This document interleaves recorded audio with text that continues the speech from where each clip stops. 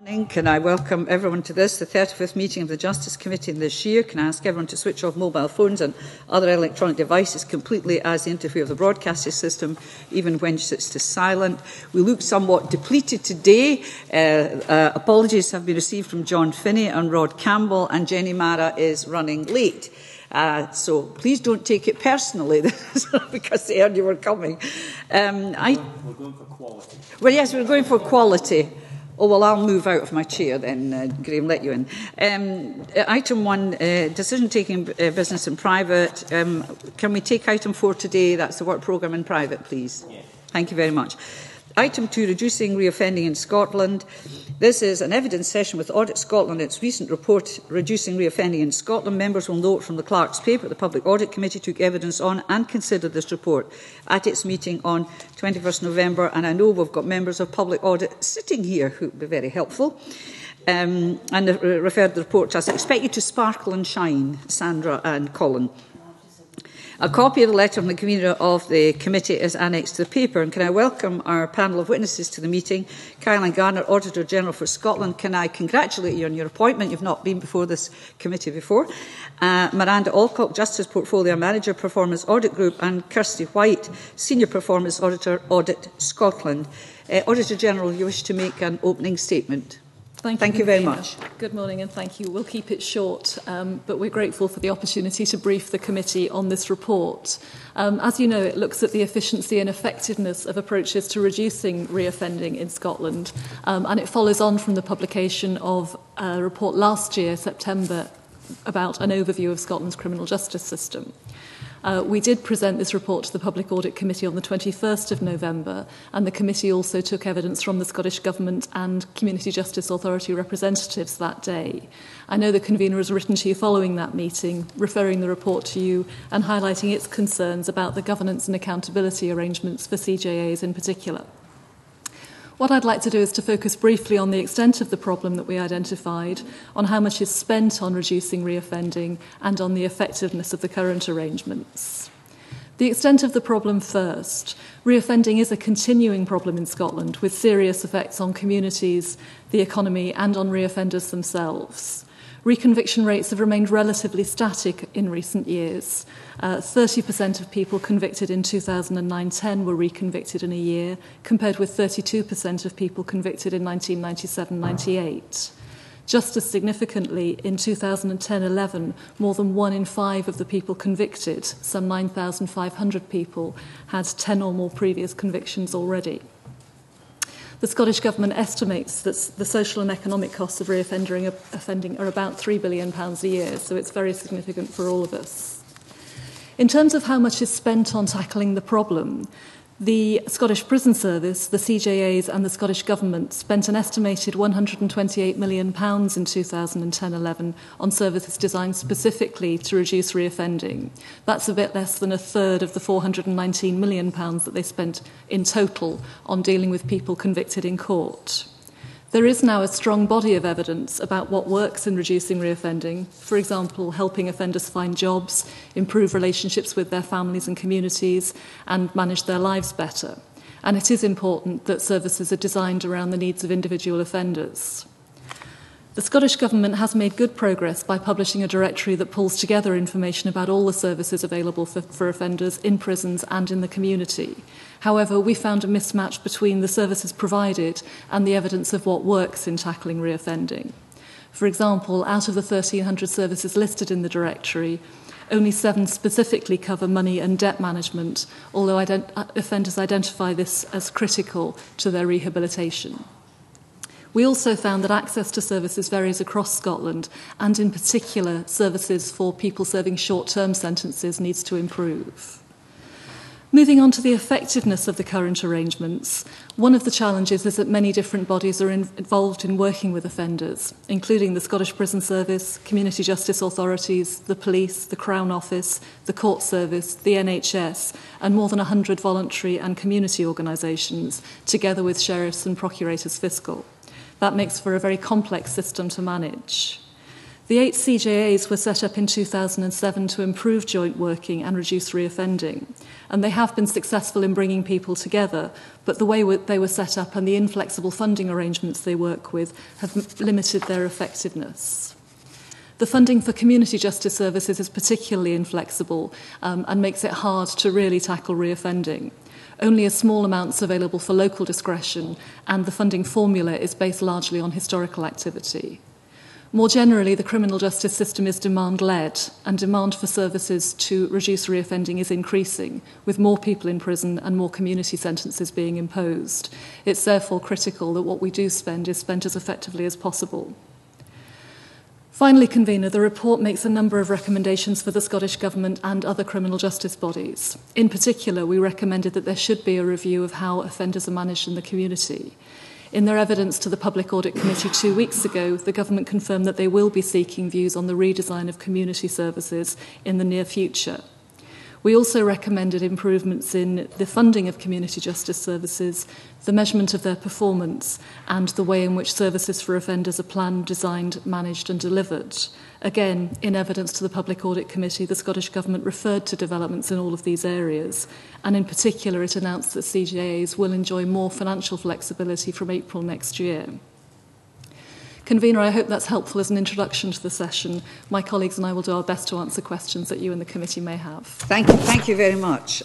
Yes, and I must have prompted some Colin Keir from Public Audit, because he's in right away, also here with his justice hat on. So we're expecting great questions of you, No, Colin. it's just before I end up falling asleep here. He's another... You notice, Auditor General, that we've left a big space here because he's got some kind of virus, which none of us want, not because we don't like him.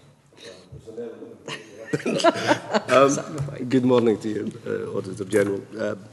Heading back to the evidence that was given by others, particularly CGAs at the Public Audit Committee, and their ability to bring forward a number of buzzwords. They didn't like being in their silos, but they liked being spokes and stuff like that.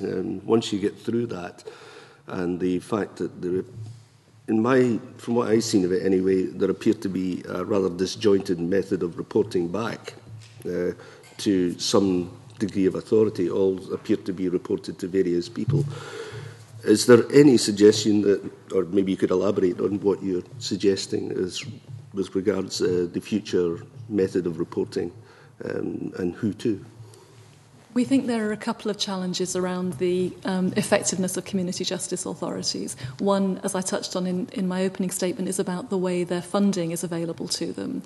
In the past, they have had significant restrictions on the ability to move money to meet needs in the constituent local authorities because of constraints on core funding that has to be used for particular services, and because the funding formula is based on historical activity. So dealing with that will help to increase their effectiveness. At the same time, though, it's important to be clear that they don't direct any of the bodies that make up the CJA. So they can engage in discussion and seek to influence the way the constituent councils work, but they can't direct them, and they don't control the specific services that are used within councils to tackle reoffending. And we think that can make it harder to make sure that the right services are provided at the local level as well as at the regional and national level, where there's also a need for clear leadership. Of course, yeah. Yes. The next thing that sort of follows on from that is the way that the various agencies interact with others, particularly health service, looking at how they interact with NHS outside the prison service, information passing between the two in whatever direction it happens to be. Was there any glaring, obvious things that we would have to look at within that relationship? We certainly found that one of the things that can make it harder is restrictions, either real or perceived, on sharing information about offenders across all of the partners involved. I'll ask Miranda Alcock to give you a bit more information about what we saw there and how it might be improved. I mean, certainly I know you heard evidence from the transfer of to the NHS of prisoner healthcare, and we found that actually really helped CJAs engage much more effectively with the NHS. It's been a big impotence and almost like a way in for CJAs to improve their engagement with the NHS, because before then they had found it quite difficult to find the right people within the NHS to engage with, and we found different on CJAs themselves, or at the CJA board meetings where the NHS representatives go, different people from different boards attended the CJA meetings. So the transfer of prisoner healthcare has been a big help to CJAs in engaging with the NHS and given them a route in to other NHS services. So I think from that point of view, it has really supported that engagement. Thank you. I have Sandra White, another member of also the Audit Committee. That was a good start. Right, Sandra. Thank you very much, Convener, and presumably to interest anyway that we are members of the Audit Committee also, and had heard evidence from Caroline at the previous meeting. I just have to clarify something regarding the Act. 2005 it was actually set up, and not in 2007. And I think if you look at the papers from the Audit Committee, you'll see that Ian Gray, from the Audit Committee convener, had mentioned the fact that it was set up by their government in 2005. And the concerns that we have around that CGAs is that then flexibility in that particular one. And I would just like to throw open, I remember, I seem to recollect anyway, that it was Cathy Jimison who was the Justice Minister at that particular time, and we were asking whether there should be some form of perhaps statutory instrument or legislation. I think that it was the government witnesses we were asking that question, to change the setup of the CGAs. Do you think that would be the only way forward, or can it be used under guidance as is being talked about just now? Happy to clarify the dates involved. As you say, the legislation was passed in 2005. The CJA started work 1st April 2007, and the funding formula dates back to 1999. So there's no particular point around the date of 2007 when they started work. Okay. We do think that it's worth thinking as a first step about what the best arrangements would be for managing offenders in the community, rather than what legislative change is needed. It seems to us that there are some things that can be done to improve the way the existing arrangements work, like getting greater flexibility into the funding, and the government's announced it will do that from next April. But equally, we think there's a need for stronger leadership at all three levels: the national level for services that need to be provided for a relatively small number of offenders across Scotland, such as serious sexual offenders, through to the regional level, where it would make sense to have specialist provision in a smaller number of places, through to things that need to be very community-based. Access to housing, to relationship support, should be very much at the level of the local authorities. So in our view, the review the government's announced of looking at how best to get that leadership in place and the flexibility to meet local needs is the right place to start. And the appropriate response in terms of legislative change should become apparent from that review. Thank you, Convener. Could I just pick that one up? Thank you. Bearing in mind that obviously has reduced the funding from 32% to 30%, and I do believe that the money has went up from 90.3 million to 99 million, and obviously we're looking at the benefits, perhaps not so much the monetary term of it. Would you say it's imperative, and it's following on from Colin's question, it's imperative that CGAs are more flexible, and they have to work not just with the NHS, but also with the police boards and other councils as well? So I think the evidence that we heard was that the councillor who gave us evidence was saying it was very, very difficult because there was a lot of political going on at the particular time in various councils. And I probably would ask what your comments would be and how difficult you think it would be to get the various councils working together, them alone, without looking at the wider sphere of it.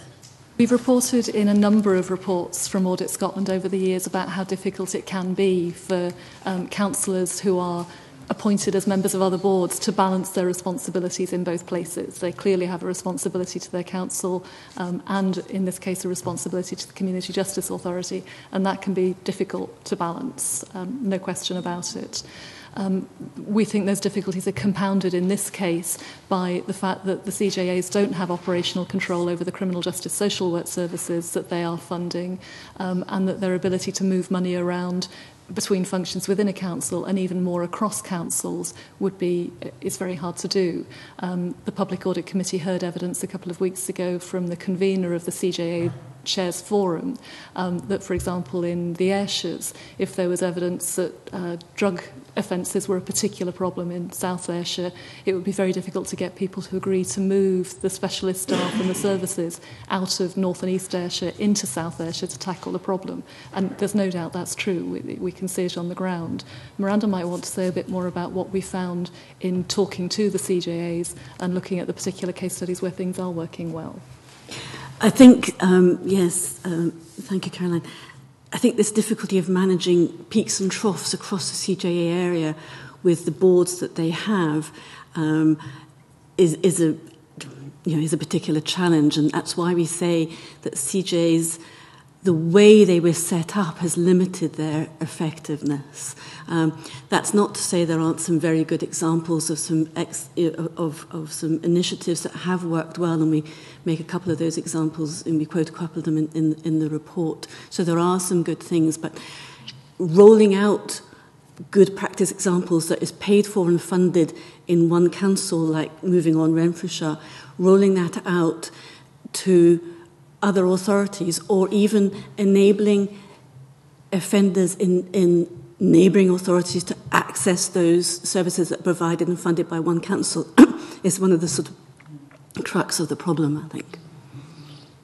I'll leave it there, Chair, and open because nobody's come in on the structure, which is, seems to me you've commented bits of it, but I mean, in your report, paragraph 114 and page 33, where you've got the exhibit 13, it just looked like lots of cooks sitting around the table. How they ever come to anything that is specific and with direction and punch would surprise me. And you say that the number, I quote from the number of people around the table, the different accountabilities means that meetings are often not an efficient, effective use of time. We found that councillors did not feel empowered to scrutinise performance or ask challenging questions. None of the statutory partners is accountable to the CJA, so the board cannot hold them to account if they do not believe against agreed CJA priorities. It seems to me that some of these meetings must be a waste of time.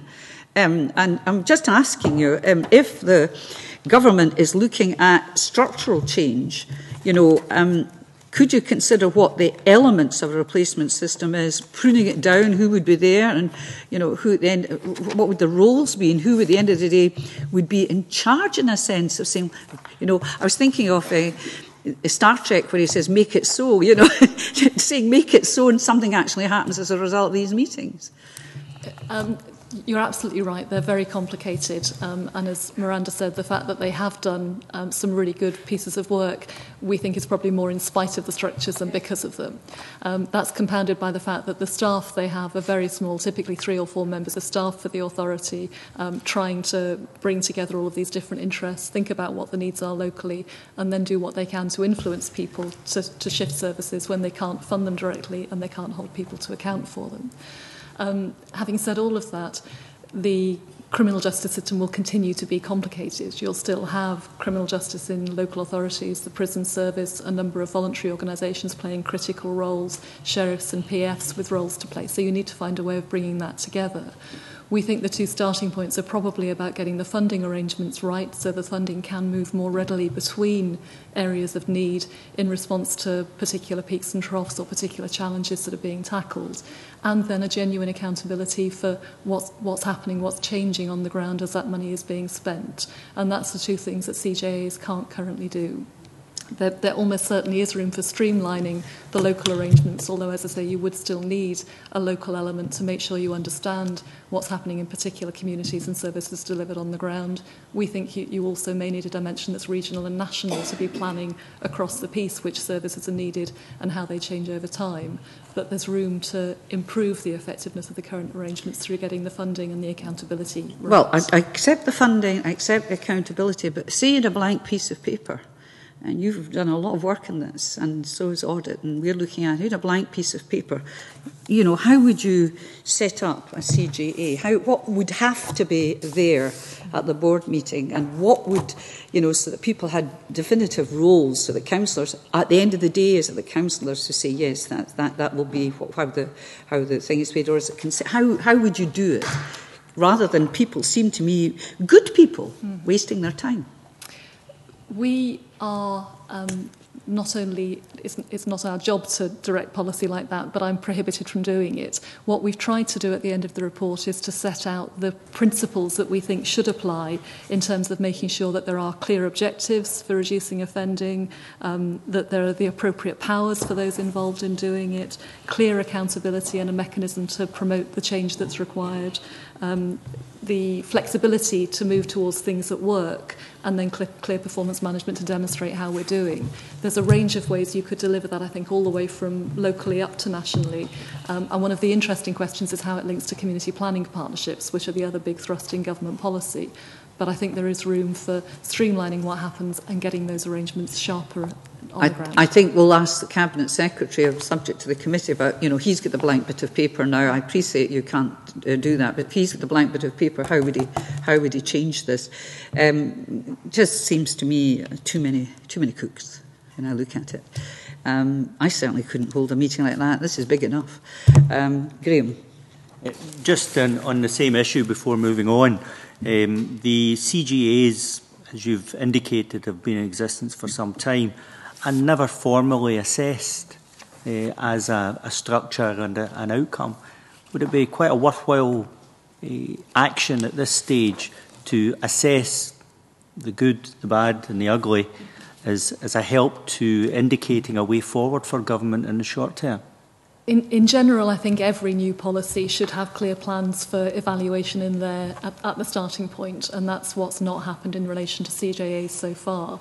My sense is that rather than starting an evaluation now, it probably makes sense to look at what's working and what's getting in the way as part of the consultation process and the development of options for the future. And we hope that this report will be a useful contribution towards that. To begin that process. And probably merely for a comment back from you before moving on to the substantial point. You indicate that prison services aimed at reducing offending, attempts to achieve consistency have been under review for 10 years. Those reviews have been ongoing for 10 years. Do you discern that they've been effective? I'll ask Miranda to comment on the specifics in a moment. I think it's worth saying we heard very clearly from the Chief Exec of the Prison Service at the Public Audit Committee a couple of weeks ago, a sense that there's a sort of a recognition that much of the work they've been doing has been about restricting offenders and keeping them safe in prison, rather than thinking about prison beyond the prison walls to help people become safely resettled once they leave the prison estate.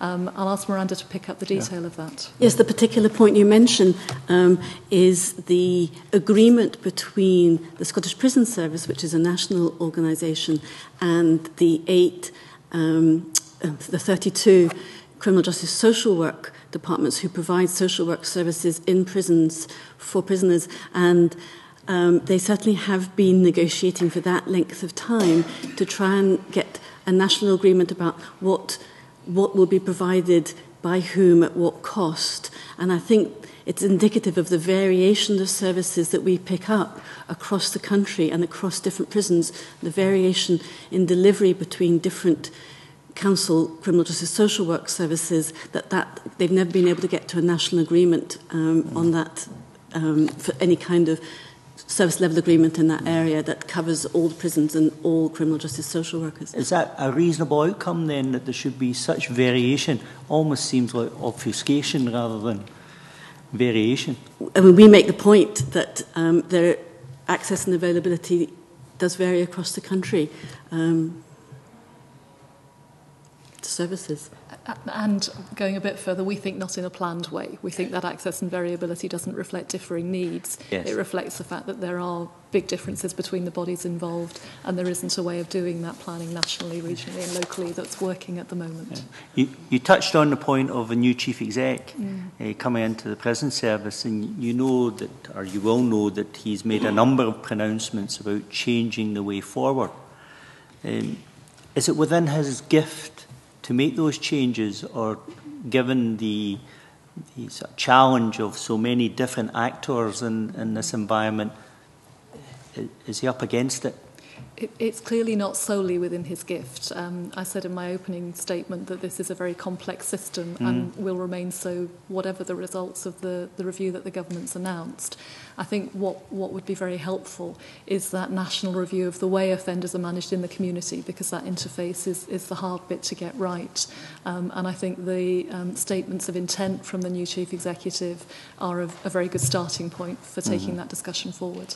So presumably from your point of view, support from committees such as ours would be helpful, and focusing on trying to free up finance critical.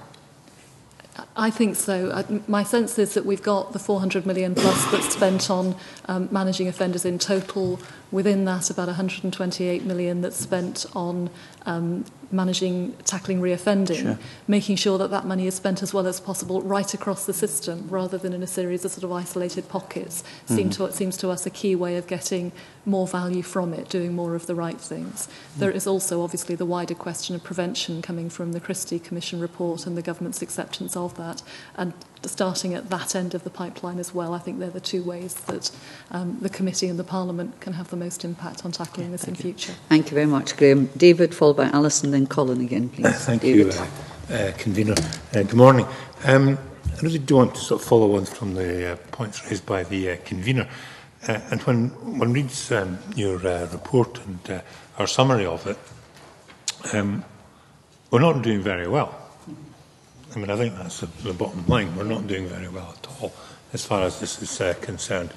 And, I've listened to you saying, there's going to be more money available from April. But there's no number put around that. And there's no indication that in terms of its scale is going to make any significant difference to what we have at present. I mean, could you tell me what the number is likely to be and how it is likely to be applied? What the government has announced is more flexibility in the existing funding, and the funding that's involved is about 99 million at the moment. This really is a complicated picture, and there's no doubt about it. If you look at the performance in terms of the reconviction rate across the last 15 years or so, it's dropped by about 2% from 32% to 30%. That's not where we need to be given the level of demand in the criminal justice system and the impact on communities, the economy, the general impact on Scotland's well-being. It needs to improve. But Scotland isn't alone in that. If you look at the international evidence, this is a difficult thing to get right. We think that by getting the national picture of the way offenders are managed in the community right, there's a chance to make better use of the money that's currently spent than we think is happening at the moment. We think there's certainly room for improvement, and part of that has to come from joining up the various levels from the prison service through the criminal justice social work spend that's going on, and the other players who play a part in this, the courts, the sheriffs, the PS and so on. So we've got a dysfunctional system, albeit with a few bright spots, that has been running for 5 and a bit years, and we've got no new money. And that's where we sit, and that's where we will still be sitting in April of next year. I think your question is really one that's better directed at government. There is definitely a huge challenge here. We think there's scope to make better use of the money. It's probably also worth putting on record that the amount of money going into the CJAs has been increasing slightly in real terms against a trend of real terms decline for many other services.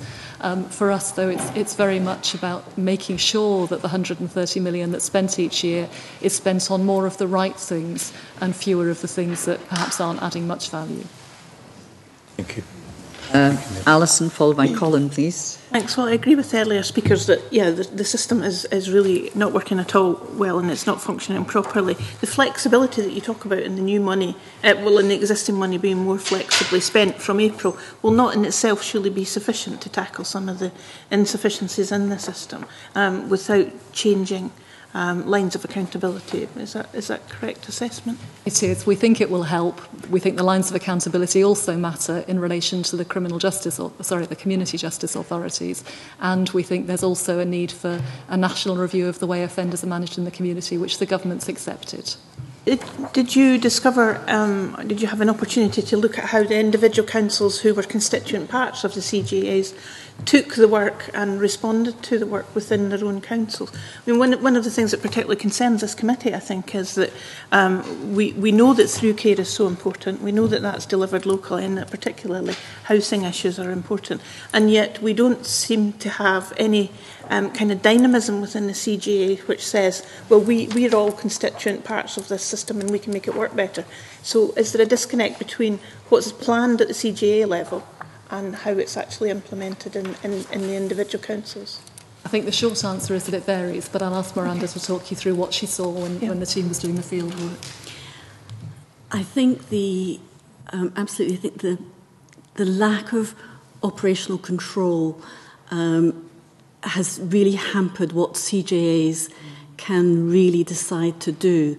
So we found when we observed different CJA meetings, very different practices and patterns across the CJAs, and different ways, different levels of engagement, and different levels of commitment to the sort of CJA area, if you like. But it's very difficult for them, and some of them have lots of councils. In Northern, there are Northern CJA, 7 councils, whereas in Lanarkshire, you only have 2. So there it's much easier to plan across that area when you only have 2 councils who already work sort of fairly closely together. So it does vary across the 8 CJAs. In Glasgow, there's only the 1 council. So in that area, it's much easier for the CJA to work effectively in planning services just to be delivered within the Glasgow city area. So it varies from CJA, and one of the aspects is the different numbers of councils that they have within that constituent area. Did you identify people who acted as champions, board members who acted as champions, or were most of the links at an officer level? I would say the majority of the links were at an officer level, but that's not to say there weren't some very good elected members in the CJAs, but in the main, the work was taken forward through quite often implementation groups, rather like CPPs tend to operate as well. You're sort of with an executive group. Kirsty, I don't know if you've got anything to add to that. You've observed as many as... Yes, I think Miranda is right in terms of saying that there is close working at an officer level within the CJAs. Sometimes that's for historical reasons. Say, for example, Tayside have a history of work, the councils have a history of working together in this area. So there is quite a lot of working that goes on at the strategic officer level. As Miranda said, at the board member level, the members we interviewed in the board meetings we observed, there was variability in terms of levels of understanding of their role and what the CJA should be doing and their levels of commitment to it. I wonder if I might just pursue this a little bit further. I mean, there are echoes of things that I've heard from regional transport partnerships, from community healthcare partnerships, and indeed from community planning partnerships. Are we just repeating the same mistakes? Is it time to take stock of all of these sort of ways of working? I think there are inherent tensions where you put together a body where councillors from one local authority are asked to work together across the boundaries of their authority without having the levers to make that work. We heard some very compelling evidence from Councillor McNamara at the Public Audit Committee a couple of weeks ago, who now chairs the CJA Conveners Group, about the work he'd done locally to try and build a shared understanding, relationships that were built on trust, that gave them more ability to really work together as a group. But it's a lot to ask, there's no question about that, and we've reported on it previously. I think one of the things that is most interesting is the way all of those partnerships, and we've reported on several of them in the past, come together under something like the Community Planning Partnership umbrella to give you an overarching framework that says, actually, here are the priorities we're working with, and gives people the mandate for the various groups that look at issues in more detail to actually make commitments for resources, for priorities, for the ways they want to take forward. And in a sense, what we're seeing at the moment is groups that are organised at different levels, focusing on different issues in isolation, without that ability to pull it together and get a really shared sign-up for what matters in this area and how we intend to move resources to get better results in future. So does there need to be a new role, a strengthening of the umbrella organisation, the Community Planning Partnership, and or perhaps stronger accountability there to hold and monitor what the other groups are doing? Yeah. I think possibly a sort of a greater clarity about the way all of the various partnerships, and there are other things like the alcohol and drug partnerships, a range of other things, how they fit together into the architecture that's there. The community planning partnerships are being given a very big role in terms of improving circumstances for communities across the 32 local authority areas. And it's less clear, I think, how some of these other partnerships fit together with that, and when you get competing priorities, which takes the lead. So there's something about that clarity about how it works together, and then absolutely clarity about funding, about accountability arrangements, about reporting on and monitoring progress. Thank you. Graham, you wanted a supplementary there. Yes, please. It's in the same theme that Alison was covering. You mentioned, with positive comment, the experience of Tayside and partnership working, Lanarkshire, where two councils regularly work together, and then Glasgow, with a single council is in existence. And compare that with Northern, with 7 councils sharing a CGA. Is there any evidence from what you've examined that because of single council or good background, it actually has an impact on reoffending? At the end of the day, what we're talking about today is reoffending, and we all bemoan the fact that we've got a 30% level. These councils that you've indicated have a more productive partnership. Do they achieve better outcomes? Have you measured that, and you can rehearse that for us? I don't think it's possible to demonstrate better outcomes, although, again, I'll ask Miranda to pick up the specific point. And I think that's probably because of the two things that get in the way, however well they're working together, around the funding arrangements and the inability to direct what people do. But I'll ask Miranda to flesh that out a wee bit. Actually, I'm going to pass on to Kirsty because because the reconviction data, I know, has been analysed and it goes down to CJA level, but I think statistics show there's no significant difference. Yeah, I mean, in terms of reconviction rates across the CGAs, there are differences. Some are lower than other CGA areas, but the Scottish Government did a piece of work to examine the differences and found that if you take into account the differences in the characteristics of the offenders, the type of sentences, then actually, statistically, there wasn't that much difference. In terms of trying to find out the impact that CGAs and the work that goes on has on reducing reoffending, we make the point in the report that performance measurement hasn't been done that well in the past. There has been no national assessment of CGA's performance.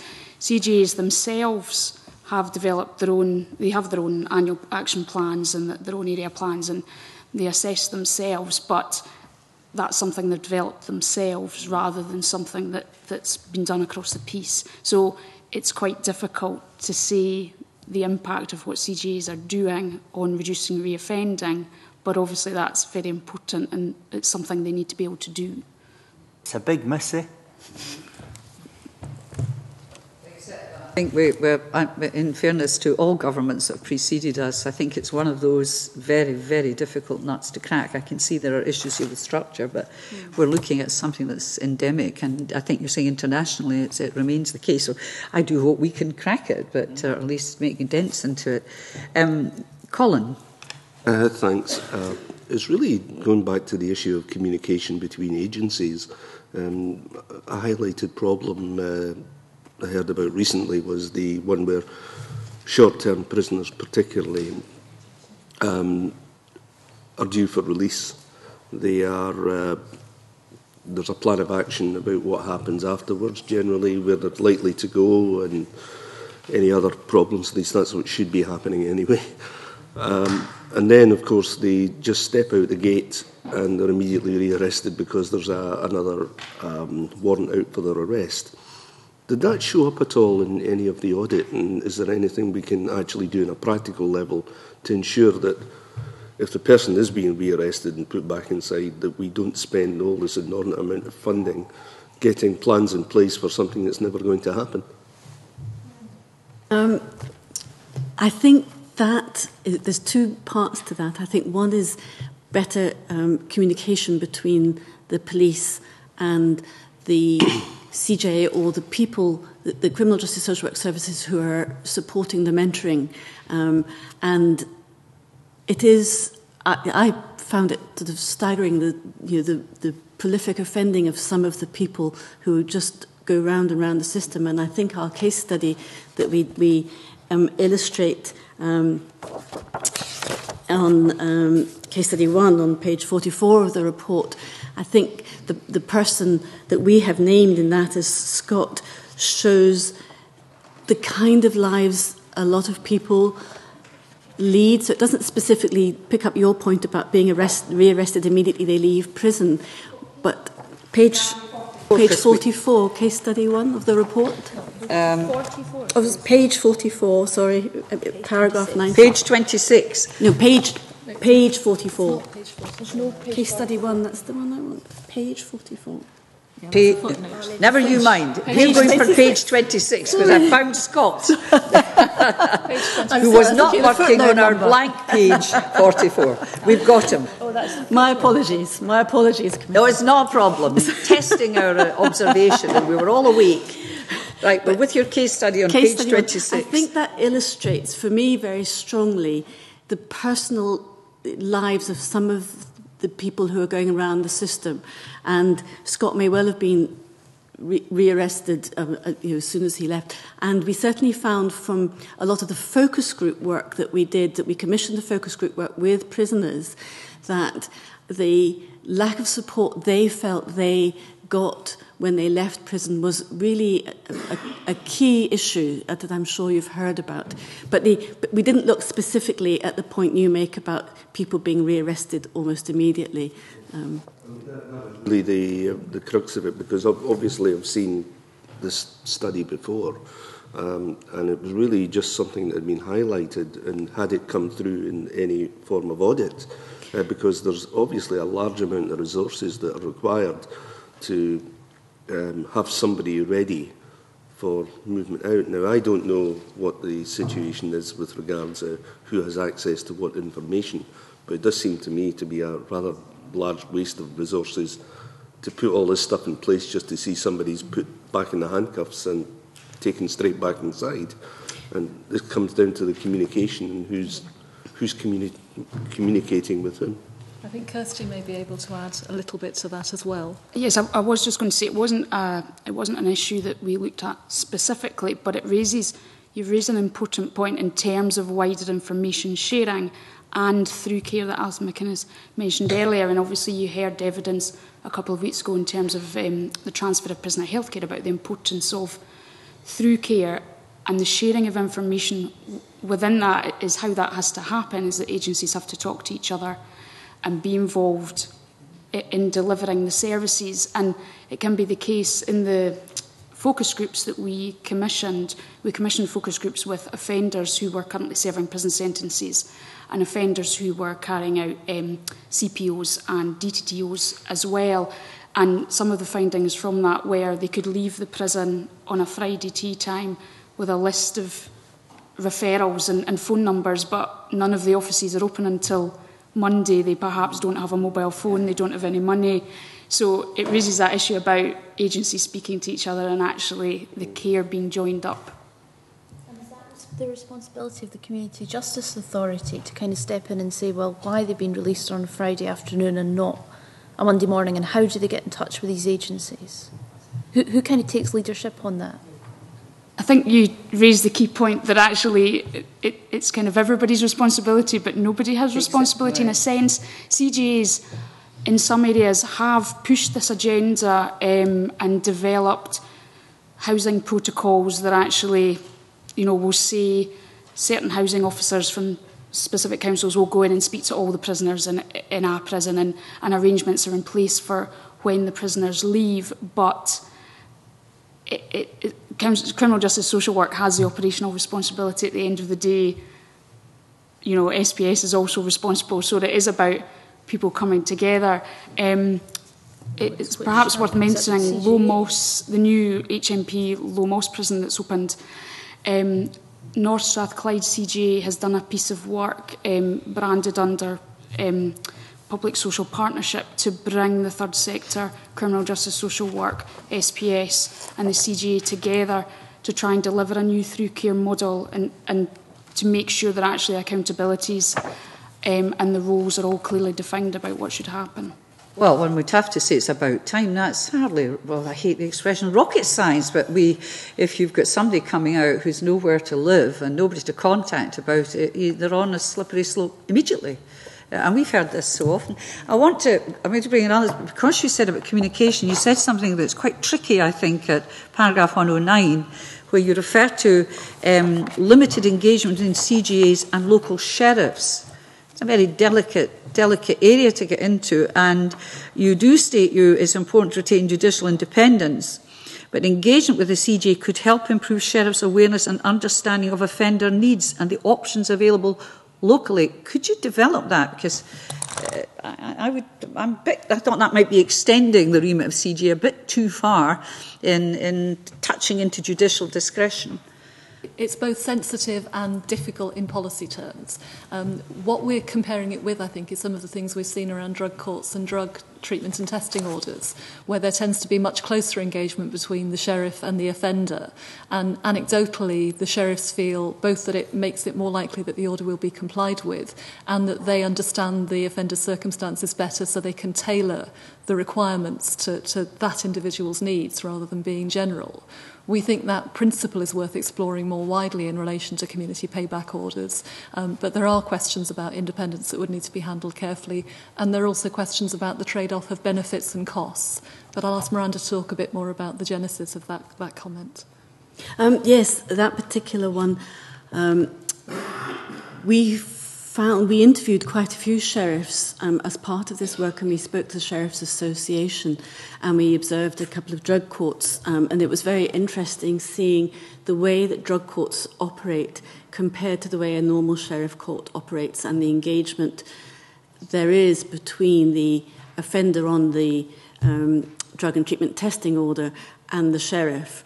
And both, I think there is no question that judicial independence is in any way compromised. It's just a different way of exercising that independence. And that certainly the evidence is that people on DTTOs who go through a drug court compared to people on DTTOs who don't complete their sentence more successfully.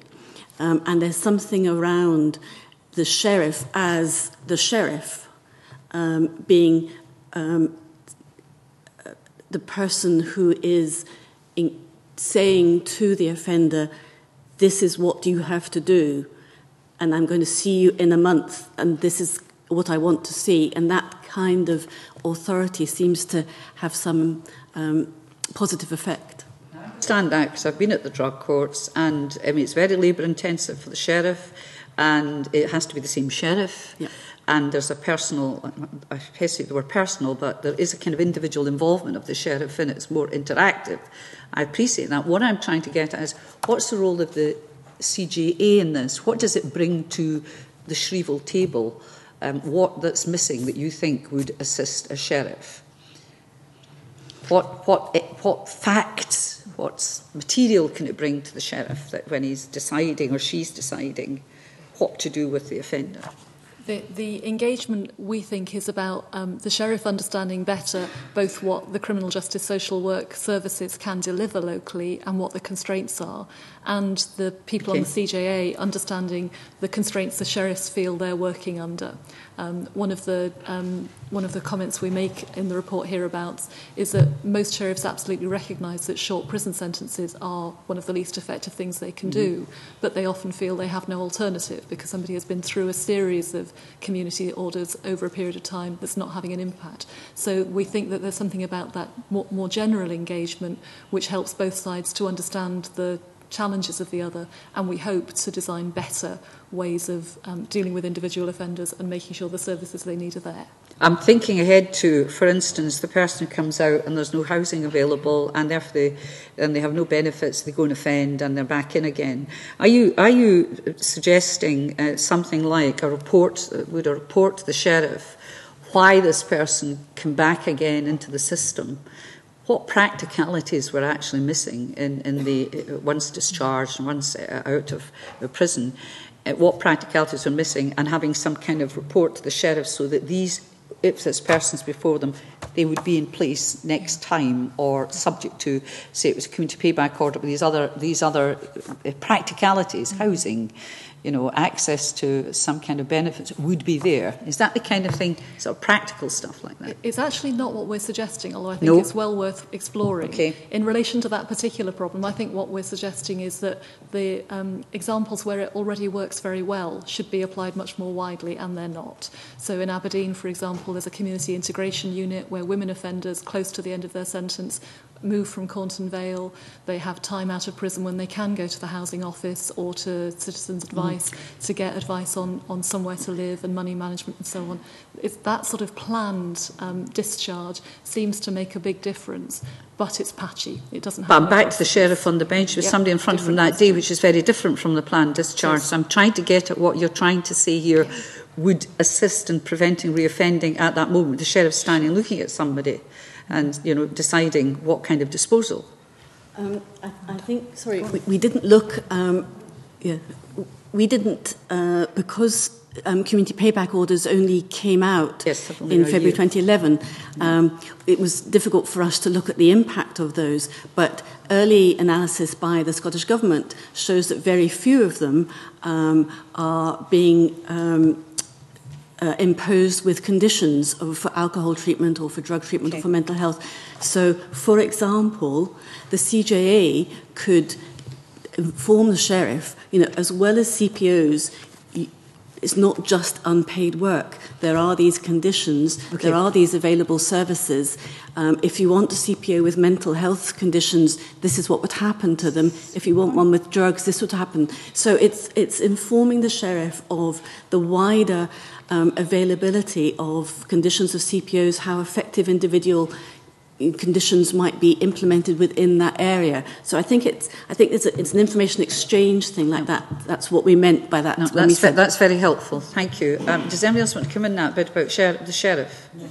Yeah, no, you don't want to talk about the sheriff. Alison? Yes, just on that, just for clarity then. I mean, are you saying that sheriffs, if they're to use more community disposals, need to be more confident that the alternative disposals that are available are effective and have been evaluated? Yeah, exactly right. Yeah. Yes. Okay.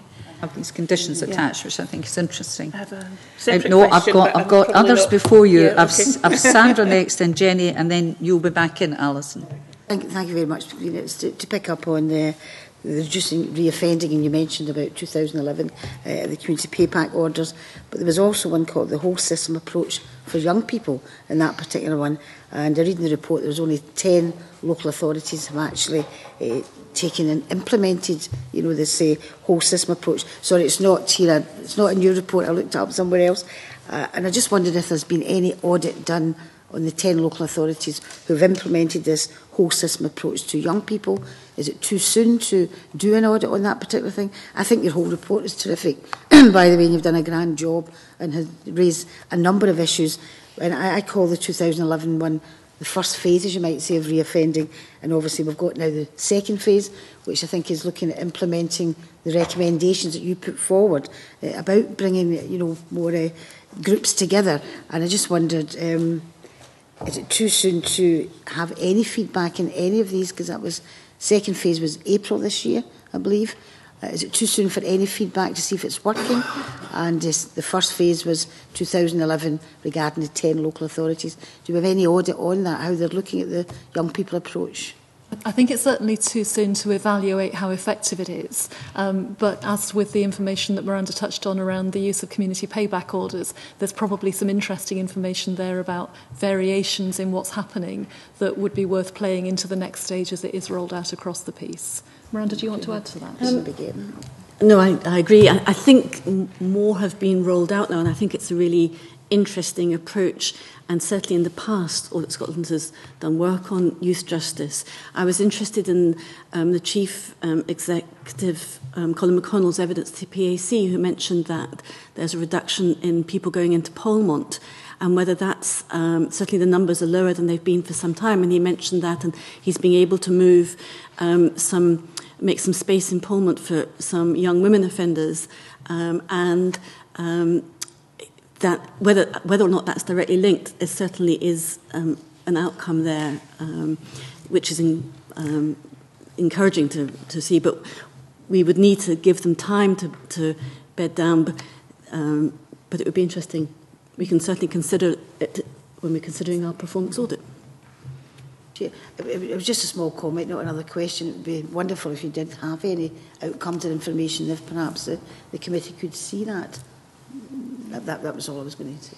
That's it. Well, that was a question, actually, as well. If the committee could see it, I think it was a question. Jenny, followed by Alison. Is this a new one, Alison? Yeah. Thanks, Convener. Did I think Miranda maybe said you sat round this table, did you, in every criminal justice authority or... I think between us we attended a meeting of every CJA board, yes. Okay. And were they quite varied, the meetings, or were they quite similar?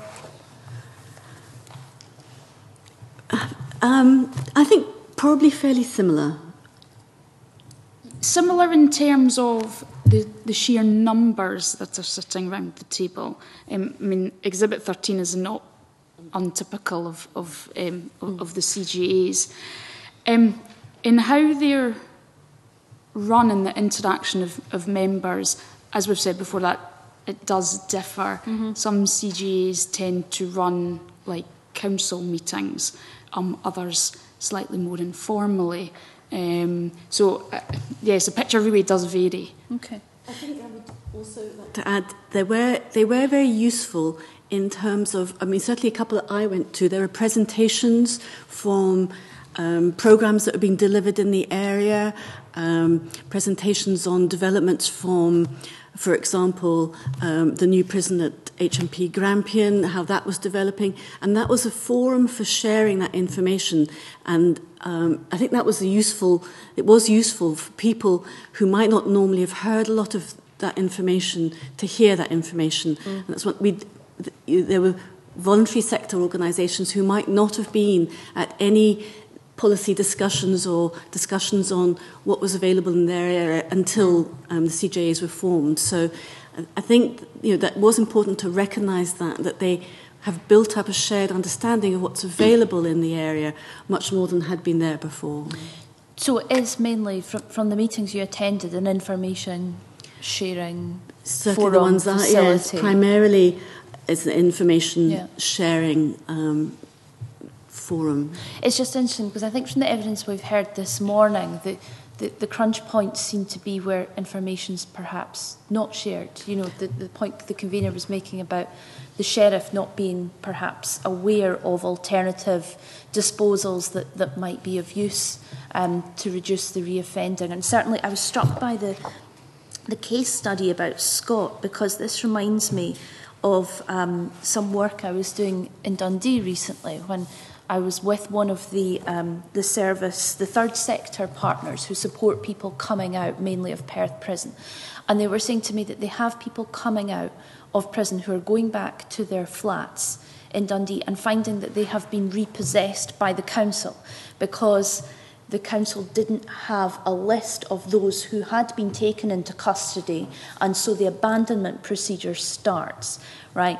But it seemed to be that there was a solution that the council who send people to the prison could take a list of the people who were going into custody and then stop the abandonment procedure so that when they came out of their remand period, then their accommodation was still available.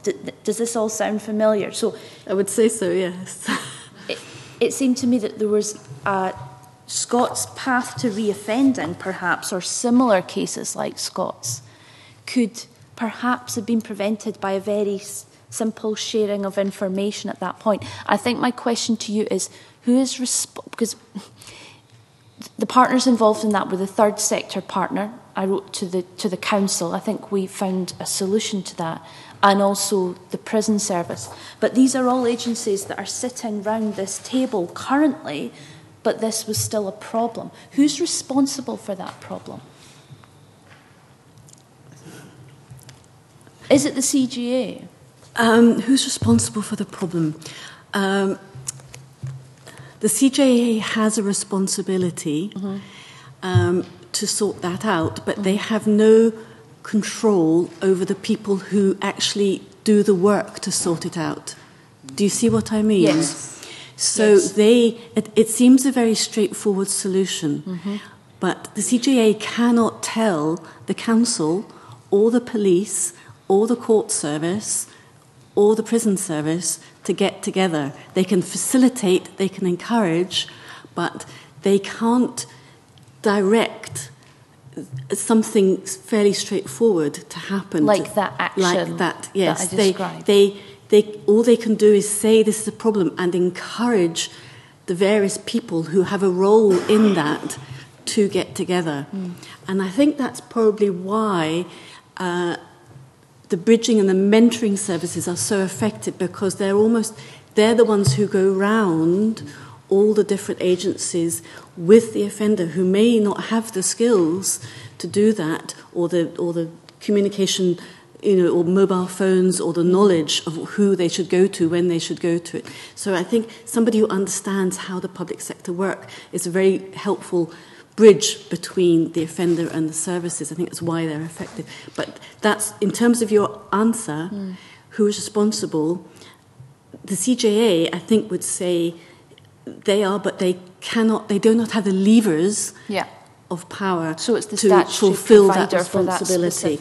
Which is why we say that one of the principles is that however we manage offenders in the community, or however they are managed in the future, there needs to be clear accountability linked to sort of levers that allow them to actually do the work. So you're dependent on the actions, the subsequent actions of the people round the table.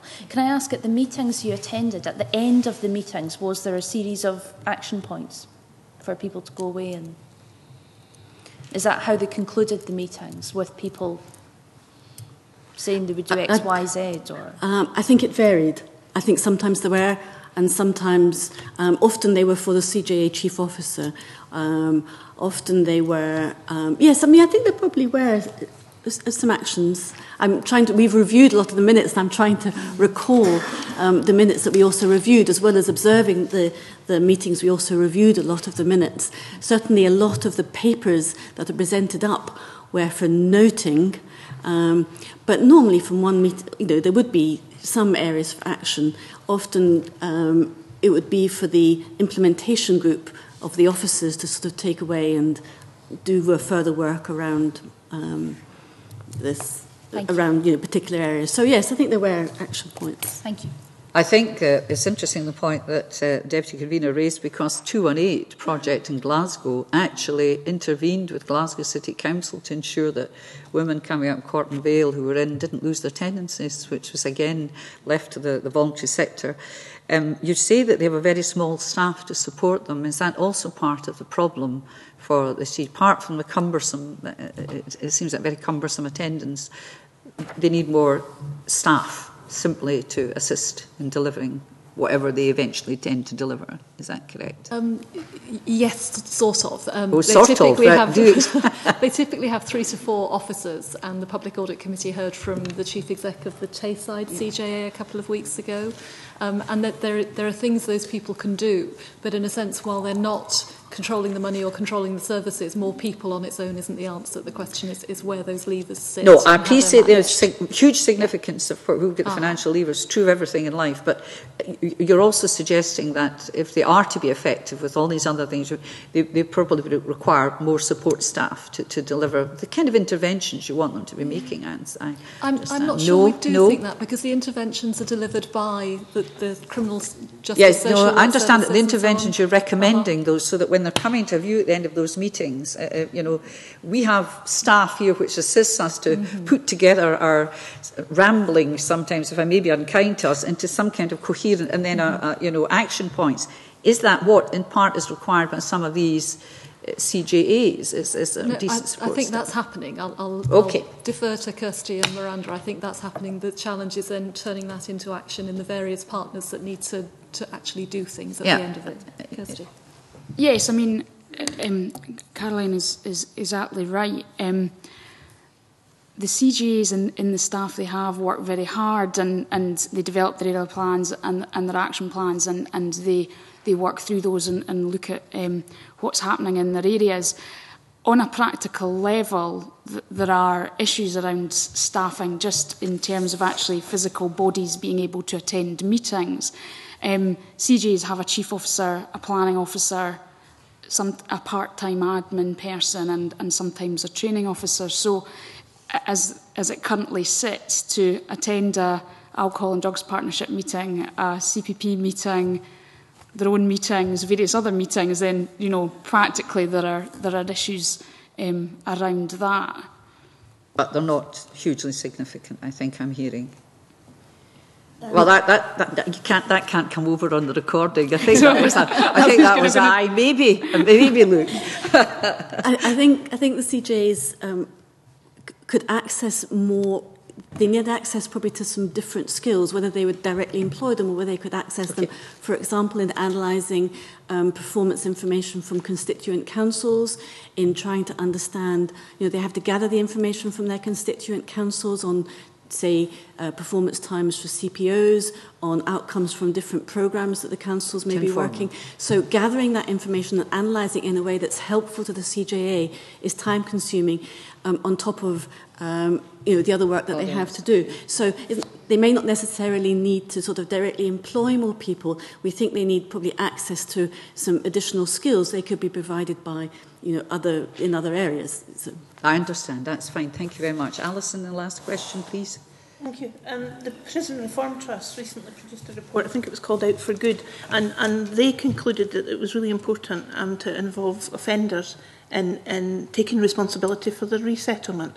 And I just wondered whether or not you detected, when you were doing your analysis, whether there was any dialogue or involvement of offenders or even ex-offenders in the evaluation of services and the redesign of services. It's Miranda to pick that one up. I have to say we were struck, actually, to be honest, by the lack of people with lived experience or ex-offenders in many of the planning meetings and that we went to, and many of the sort of discussions at an officer level that we went to.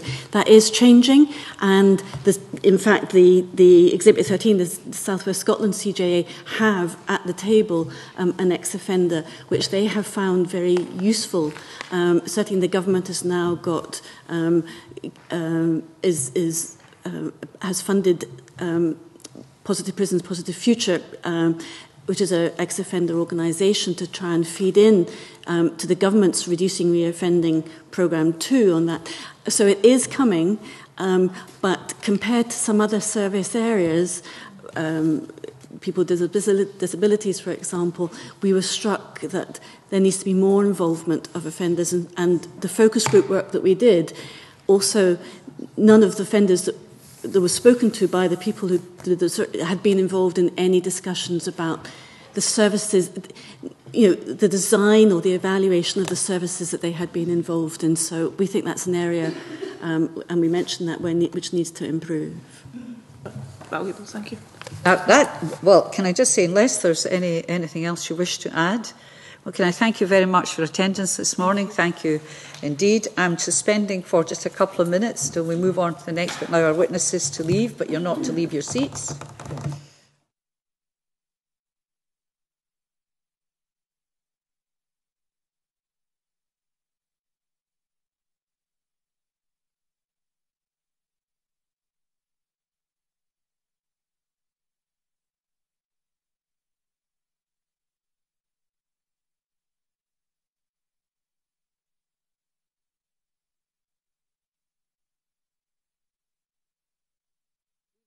Please, the next item on the agenda, item 3, subordinate legislation.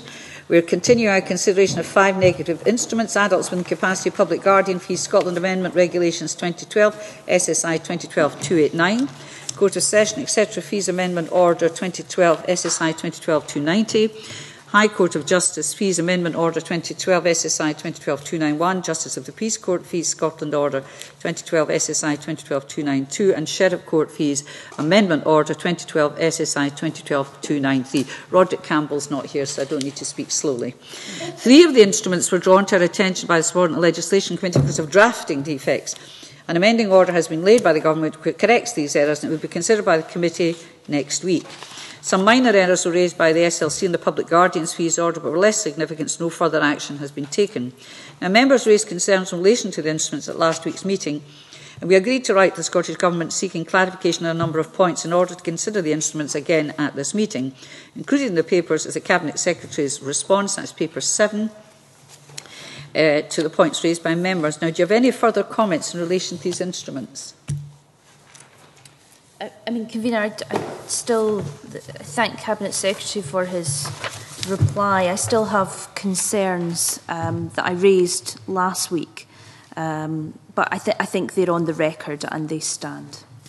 Right, and that is, so is the committee content to make no recommendations in relation to the instruments? Thank you very much. I think I heard a little yes there. And now we go into, as agreed previously, private session. So we'll wait for the public gallery to declare, please.